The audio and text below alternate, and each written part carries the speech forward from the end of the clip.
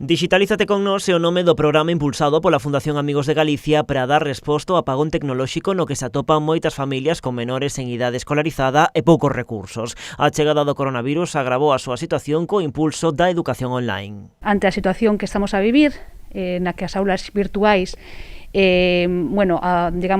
ensino a distancia está gañando peso, pois pon de manifesto a necesidade de focalizar a atención naqueles e naquelas menores que non teñen acceso a internet nin contan cos medios necesarios para poder levar a cabo a súa formación virtual. Esta mañá unha familia de Ribadumia con 2 menores a cargo de 10 e 13 anos recibiron o primeiro paquete deste programa. Está composto por un ordenador e un router con conexión a internet. Foi a propia familia a que se puxo en contacto co Concello. Cando se puxo en contacto co Concello de Ribadumia, cos servicios sociais do Concello de Ribadumia e con este convenio de colaboración que temos coa Fundación Amigos de Galicia, pois é posible que se poida dar ou que se poida ofrecer este servicio que xa digo que é moi importante e que é moi necesario. O alcalde indica que coa chegada da COVID moitos veciños están a preguntar por liñas de axuda ou iniciativas como a de Amigos de Galicia para dar resposta á falta de recursos informáticos. Outra eiva que tamén salienta o rexedor é a mala calidade da internet nas zonas rurais.